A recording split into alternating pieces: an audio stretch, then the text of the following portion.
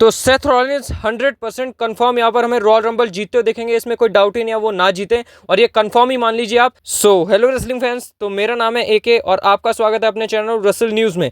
तो जो लेटेस्ट में यहाँ पर सेथ रॉलिन्स वर्सेस सीएम पंग का मैच हुआ है, डब्ल्यूडब्ल्यू ने ये प्लान किया था जो इस मैच को हारेगा वही रंबल जीतेगा, और यहाँ सेथ रॉलिन्स हार चुके हैं इस मैच को, और यही अपडेट निकल के आ रही है जो डब्ल्यूडब्ल्यू के फैंस थे यही थे।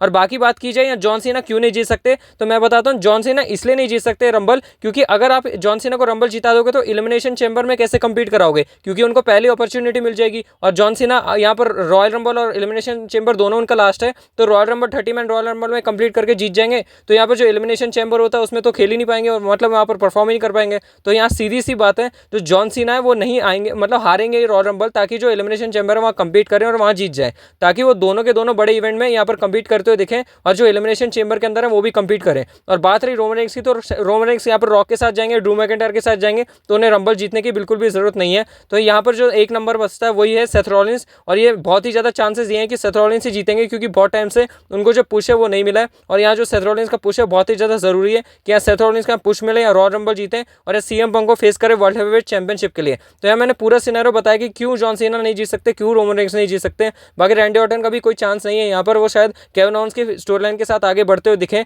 और रॉक के जो चांसेस है वो कम हो जा रहे हैं, क्योंकि यहाँ जो चांसेस है वो जॉन सीना का जो पूरा मेनिया है वो जॉन सीना के ऊपर बनाने का है। तो रॉक यहाँ पर अगर आएंगे भी तो रंबल जीत के वो चैंपियनशिप के लिए चैलेंज नहीं करेंगे, इसमें कोई चांस बनता नहीं है। तो यहाँ पूरी की पूरी यहाँ पर मैंने आपको बता दी है जो स्टोरी लाइन है वो कैसे जा सकती है, और यहाँ सेथ रॉलिन्स के चांसेस क्यों बन रहे हैं, और ऊपर से रिपोर्ट भी यही निकल के आ रही है कि सेथ रॉलिन्स यहाँ पर जीतते हुए दिखेंगे रंबल, और जो कि बहुत ही ज़्यादा शॉकिंग है बहुत सारे लोगों के लिए। और यहाँ सेथ रॉलिन्स बहुत ज़्यादा रिवॉर्डेड दिया जाएगा, क्योंकि जो पिछला साल है उन्होंने बस दिया है इस कंपनी को, उनको अभी तक मिला नहीं है। वो पूरा रेसलमेनिया 40 देख लीजिए, जब वो ड्रू मैकिंटायर से हार जाते हैं, इंजरी होने के बाद भी वो पूरे कंपीट करते हैं, उसके बाद कोडी के लिए भी आते हैं, और इतनी सारी चीज़ें की है उन्होंने यहाँ पिछले 3-4 सालों में, और पहले तो करते ही आए हैं पर पिछले 3-4 सालों में और भी ज़्यादा किया है। तो उनको जो रिवॉर्ड है वो शायद डब्ल्यूडब्ल्यू देते हुए दिखे, और ये बहुत ही बढ़िया वे होगा कि यहाँ पर सेथ रॉलिन्स जीते। बाकी जॉन सीना को तो यार एलिमिनेशन चैम्बर में कंपीट करना है, तो उसके लिए उन्हें हराना ही पड़ेगा, और ताकि वो दोनों के दोनों बड़े इवेंट में आ सकें। तो बाकी आप कमेंट सेक्शन में बताएं आपके इससे रिलेटेड क्या थॉट्स है, बाकी आगे और भी अपडेट्स आती रहेंगी। वे नेक्स्ट हम अपडेट की बात करें तो यहाँ बेकी लिंच,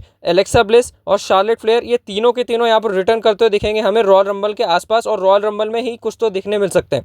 तो बात रही यहाँ पर जो एलेक्सा ब्लिस और बेकी लिंच और शार्लेट फ्लेयर की है, तो यहाँ बेकी लिंच और शार्लेट फ्लेयर तो यहाँ पूरे कंफर्म है, और ये तो शायद आने भी वाले थे रॉ नेटफ्लिक्स के लिए, पर यहाँ डब्ल्यूडब्ल्यू ने प्लान चेंज कर दिए, तो हमें आने वाली कोई मंडे नाइट रॉ में यहाँ देखने मिल सकते हैं दोनों के दोनों। और एलेक्सा ब्लिस का जो चांस है वो रॉयल रंबल में आने का है, क्योंकि जो एलेक्सा ब्लिस है वो बोले गई है कि वो बहुत ही जल्दी आने वाली है, ये रिपोर्ट निकल के आई थी उनसे रिलेटेड। तो यहाँ तीनों की तीनों जो सुपरस्टार है हमें देखने मिलेगी, यहाँ जेड कारगिल भी आ जाएंगी, उसके बाद हमें निकी बेला भी देखने मिलेंगी, और यहाँ बहुत सारी चीज़ें हमें आते हुए दिखेंगी, मतलब बहुत सारे फीमेल सुपरस्टार हमें आते हुए दिखने वाले हैं, और जो फीमेल रोस्टर है बहुत ही ज़्यादा बढ़िया होने वाला है, और ये बहुत ही ज़्यादा बैंगर हमें रॉयल रंबल देखने मिल सकता है जो होने वाला है अभी वुमेंस का।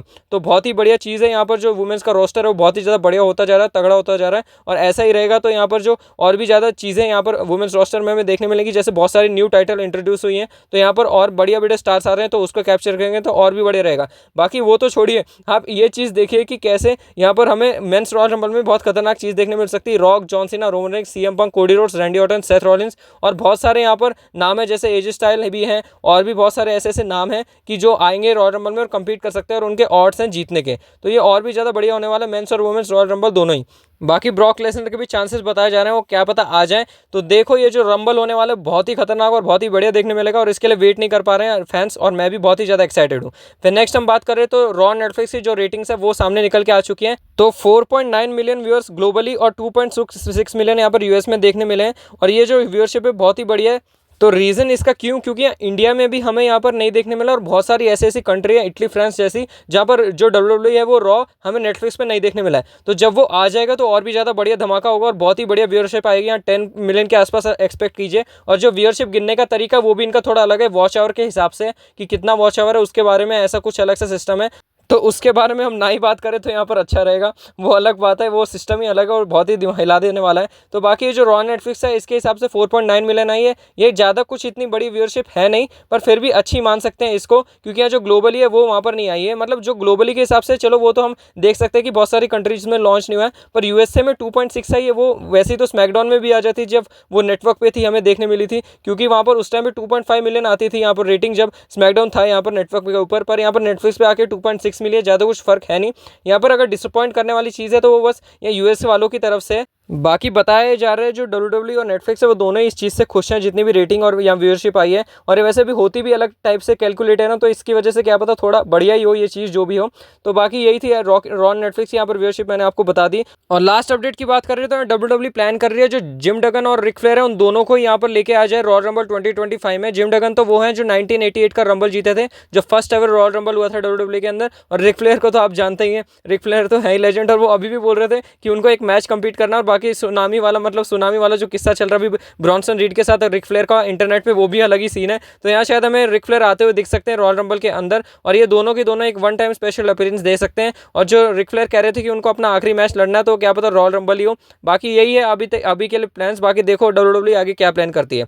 तो यही थी आज की वीडियो के अंदर जितनी भी अपडेट्स हैं। बाकी ऐसे इंटरेस्टिंग न्यूज़, अपडेट, रूमर्स और सारी शो के हाइलाइट्स देखने के लिए आप चैनल को सब्सक्राइब करें। बाकी आप कमेंट सेक्शन में बताएं आप क्या सोचते हैं रॉन नेटफ्लिक्स से रिलेटेड।